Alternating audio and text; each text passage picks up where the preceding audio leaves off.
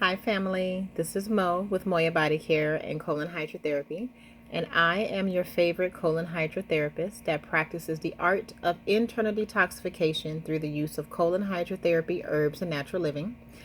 And today's video is about a couple of different things. Self-care, definitely number one. Number two, yoni steaming, and then the benefits of cleansing. So I think I want to start with the benefits of cleansing and just kind of work myself backwards from that point. What I want to say about cleansing is this, is that cleansing and detoxing and fasting and all that good stuff, it doesn't look pretty. It doesn't feel good. It doesn't taste good. It doesn't, it's not what you think it would be, especially when I see people posting that they're fasting and they have like this beautiful look on their face. And I'm here to tell you that fasting and cleansing doesn't look like that. Hence the reason why most people never go through with their entire program, right? They may do like 3 or 4 days and then they're done. They're done because when they get to the point where the body's actually starting to filter, it's painful, right? It starts to hurt. It looks like boils. It looks like arthritis. Your hands start hurting. It looks like swollen glands. It looks like you have flu symptoms. You want to rest. You want to sleep. Your breath stinks. Your tongue is coated with a coating on the tongue. Your eyesight goes a little crazy for a second. You may not have an appetite. You may have vaginal discharge. You may have anal discharge. I'm here to tell you that this is the real deal stuff. This is how the body heals. But I'm also here to tell you this, that once you continue detoxing and cleansing and purging your skin on a regular basis and purging your body on a regular basis, when you get over that hump, you will never go back to the way that you were. You will never feel the pain that you felt when you were detoxing or the pain you felt before your detox. You will never feel that again because your body has healed and up leveled, right? So when you go up, it's very difficult to go back down. You can go down. Trust me, people do it all the time, but it's kind of hard to go down, right? So when you up level, and up level, if you start cleansing today and then you continue to cleanse, let's say once a week, once a month, however you want to do it, and you keep doing that every month, this same time next year, you're going to be in a different place. You're going to have the skin that you want. You're going to be at the weight that you want to be at. You're not going to have fibroid cyst and tumors, which is a perfect segue for me to lead into the conversation about fibroid cyst and tumors. I cannot tell you how many women every single day, I get at least 5 phone calls a day, minimum, of women saying that they have fibroid cyst and tumors. They're on the verge of signing on the dotted line to remove their uterus, full or partial. They hate their menstrual cycles, and it goes on and on and on and on. Ladies, hear me when I tell you.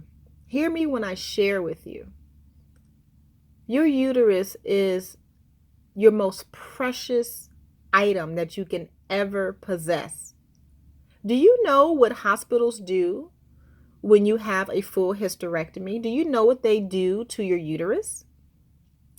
When you sign on the dotted line to have your uterus removed, you have given up all of your rights on what they do after the fact. Literally, that's the first thing. Do you know that? So you have no say so in what happens to that organ after it's pulled out of your body. Understand that. That's the first thing. The second thing is this. When they take your uterus, they go, and I say they, who is they? The doctors and medical staff that are helping to remove your uterus. They will go back, they will wash your uterus out, sterilize it, cut off the fibroid cyst or tumors, right? Which you could have easily done with taking herbs and changing your diet, but you don't want to do that because you want to smoke marijuana. You want to entertain men who shouldn't even be nowhere near your uterus. You want to eat dairy. You want to eat pork. You want to eat shrimp. You want to eat lobster. You want to eat bread. You don't want to stop doing that. You don't want to stop using waist trainers that's just squeezing your uterus to all be damned. You don't want to stop doing that. You don't want to stop drinking coffee. You don't want to stop drinking soda. You don't want to stop drinking that glitter drink that has alcohol in it with glitter. Let's talk about that. You don't think that's going to affect your system, but you want to have a clean uterus. Sis, it doesn't work that way. It doesn't work that way. So when you get to the point where you sign the dotted line to take your uterus, what the medical staff does to the uterus is none of your business because you just signed it away. Right? But you don't care because now you're free to do and eat whatever you want to eat and do. But I'm going to come back to that, the aftermath of after you have a fibroid cyst and tumor, or excuse me, when you have a complete or partial hysterectomy. I'm going to come back to that, right? So when they take your uterus out, they sterilize it, clean it up, cut all the fibroid cyst and tumors out or whatever. They dry it out, grind it down into a powder, re-encapsulate it, and then they sell it back to women as a hormone replacement therapy. So they just made money for free off of you not knowing the purpose of your uterus, and you willingly signed on the dotted line. Ain't that a mess? So let's talk about what happens after you have your uterus removed. Yes, I know that you were bleeding like a stuck pig and you were messing up your sheets and sex was horrible, A, B, and C. But sis, let's really talk about what were you doing to create that issue? Fibroid cysts and tumors are not passed down from mother to mother to mother through generations.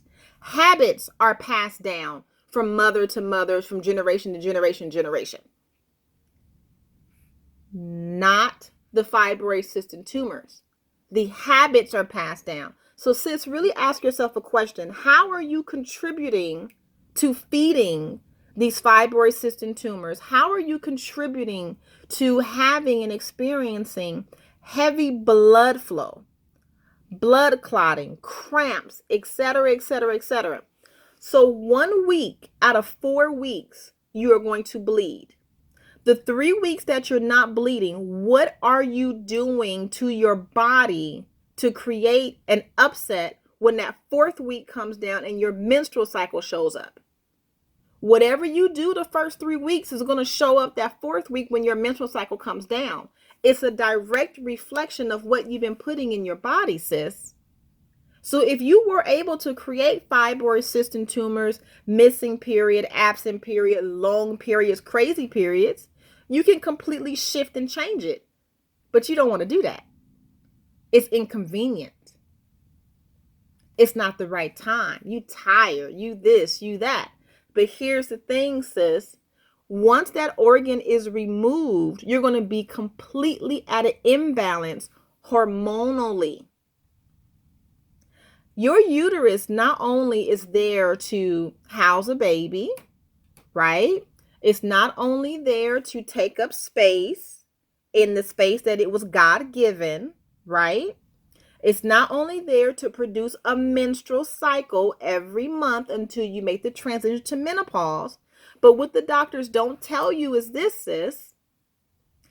There are hormones that are released every day that come specifically from your uterus. Now, if that complete organ is removed,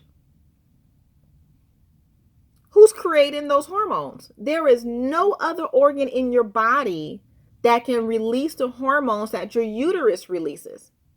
Now you're going to be stuck on a hormone replacement therapy, which would be either horse urine that they don't tell you about, right? That's one replacement therapy that they use, or you're going to be taking crushed uterus from some other chick when you could have just easily changed your diet, increased your water intake, and drank a green juice here and there. But you didn't want to do that. It's inconvenient. It's not the right thing to do, right? You like that I don't even know what that drink is called, but a lot of people drink it. And I'm just sitting there like, do you not think that that glitter stuff is going to go down easy in that alcoholic beverage? Really? Okay. So I did not mean to go off, but at some point in time, you have to take responsibilities for what you've been doing to your body. You really do, or not. It literally is up to you. Have a choice. Either you're feeding health or you're feeding illness. It's very, very simple. It's really, really simple, sis. It really is. Whatever you put in your body and on your body has to manifest physically. Most women who have fibroid cyst and tumors were feeding it. Literally. And if you think that food does not equate to a healthy body, or food does not equate to a not so healthy body, I don't know what century you're living in, but it's not the current one that we're living in right now. You're not living in 2020. And I know 2020 has been a bitch. Let me tell you, it has been one. However, we're all stressed out. We're all trying to figure it out. But that doesn't mean that I'm going to stop drinking water. It doesn't mean that just because I'm stressed out. When I'm stressed out, I'm going to breathe. I'm going to dig my heels in and meditate. I'm not going to reach for alcohol. I'm not going to reach for that blunt. I'm not going to reach for that pork. I'm not going to reach for that cheesecake. Come on, sis. We got to do better than that. We got to do better than that. I'm not going to reach for that man who I know is toxic and who also, by the way, has a toxic diet. So let me just share this with you real quick, and then I'm going to get off my soapbox. If you entertain a man who has a horrific diet, and what I mean by horrific is this: he eats everything. Everything. There's nothing that he does not consume. He eats everything. Pork, chitlins, shrimp, lobster, steak, no water, all alcohol, smoking everything in sight, drinking everything in sight. Don't you know that what you put in your body creates the secretions that are in your body? So the secretions from your mouth, from your eyes, the mucus that comes out of your nose, that is created by what you feed the body. So if you're eating all this crap, trust and believe me, it's going to be the elements that create the sperm. It's also going to be the elements that create your eggs. But I'm going to come back to the eggs, though. I'm going to come back to the eggs because a woman is born with all the eggs she would ever release. However, the strength and the efficacy of those of those eggs are determined by what you eat. So even though we have all of the eggs that we're born with and we release an egg one by one when our menstrual cycle starts, the efficacy of how strong that egg is comes from what you put in your body. Don't ever forget that. But let's go back to the man. So all of the elements that create the sperm comes from what he eats versus what he releases from his colon, right? Basically what he shits out, just to make it plain for you, right? If he's not having regular bowel movements and he's smoking whatever he want to smoke and he's drinking whatever he want to drink and he's eating everything in sight, don't you know that when he releases that sperm without a condom on because y'all want it to feel good, it's going to burn your vaginal area? I cannot tell you how many women have come to me and said, Mo, I got a rash or something on the inner side of my thigh and it's really close to my vaginal canal, or I got a rash on my stomach, or I got a rash on my back because he's coming on her back or coming on her stomach. Y'all know what y'all doing. Don't act brand new. I'm 43 years old. I've been doing this for a cool minute. I know what y'all out there doing. Trust me when I tell you, because you come in my office and you tell me, right? So when he does all of that, the sperm is acid. It's so acidic that it's creating a rash on you, sis. And you're allowing him to go down on you. You don't know if that man got a chipped tooth, an infected tooth. it just keeps going on and on and on, and you can't figure out why you can't shake this UTI. Why you can't shake this discharge that's coming out of your vaginal canal. You might want to check the partner that you have, or partners. I'm not going to get into that. I had a conversation with somebody the other day about that, and she can't figure out where it came from. Well, that tends to happen when you have multiple partners. That tends to happen when you feel like your body is not sacred and you want to be out there. And here's the thing, no judgment. There's no judgment, but you have to realize what you are putting yourself at risk for when you play that game. When you play that game, certain things come with playing that game. Go ahead and do your thing, sis, if that's what you want to do. But trust and know that something is going to come from playing that game. There is on CDC website, right? CDC. If you go to their website and you start looking up STDs, literally, there are over 200 unclassified STDs right now. The CDC don't know where to place it. They don't know how to categorize it. They don't know what to do with it because it's a new strand of bacteria and viruses that are fucking people up, and they have no idea what to do with it. But y'all want to be out there raw dogging it, right? Oral, anal, vaginal. And then you want to come to me and ask, Mo, what herb can I take to clear up this yeast infection?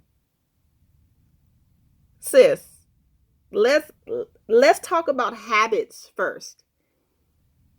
Let's talk about sacredness first before we start talking about herbs. Because I can give you a herb all day long. I can give you herbs all day long. But if you continue to entertain this particular individual or individuals, that herb is not going to help you. This is just something to think about, right? This is just something to think about. I'm not out here to stop you doing from what you're doing. That's not my goal with this video. This video is to empower you to think differently about your most precious womb space. There are no replacements for what you have. And I don't think you understand what you really have. Love, you are sitting on top of gold. Men have fought numerous wars for what you have between your legs. Let me tell you. And when you understand that, when you own that, when you really, really, really come from that deep space of knowing, the whole game changes. The whole game changes. So with that, I think I'm going to go ahead and leave you in light because I can say a whole lot about this conversation, but I think this has already been almost 19 minutes. So I'm going to go ahead and end. I normally do 10 minutes, but if you need any conversation wrapped around anything that I touched on, please know and really, really know that I am here to hold space for you. If you need guidance, if you need to decipher what to do, if you don't know which way to go, if you don't know if you should have a hysterectomy or not, or if you don't know what to do about your fibroid, cyst, and tumors, reach out to me or somebody because you do have options. You have numerous options. Having a hysterectomy is not your only option. It's not, but you do need to ask yourself this, sis. How far are you willing to go for your wellness? What are you willing to give up to be well? Now that's some serious shit question for you. How about that? That is a serious question for you. What are you willing to give up? What are you willing to let go of for you to maintain the livelihood of your womb space? We only get one. Once you pull it out, that's it. There's no going back. You can't replace it. So let's talk about it. Let's really, really talk about it. Okay. My website is www.moyabodycare.com. Moyabodycare.com is my website. And the phone number is 562-682-0818. And my private office is located in Torrance, California. And once again, my name is Mo, and I am your favorite colon therapist that practices the art of internal detoxification through the use of colon hydrotherapy, herbs, and natural living. Until then, be blessed.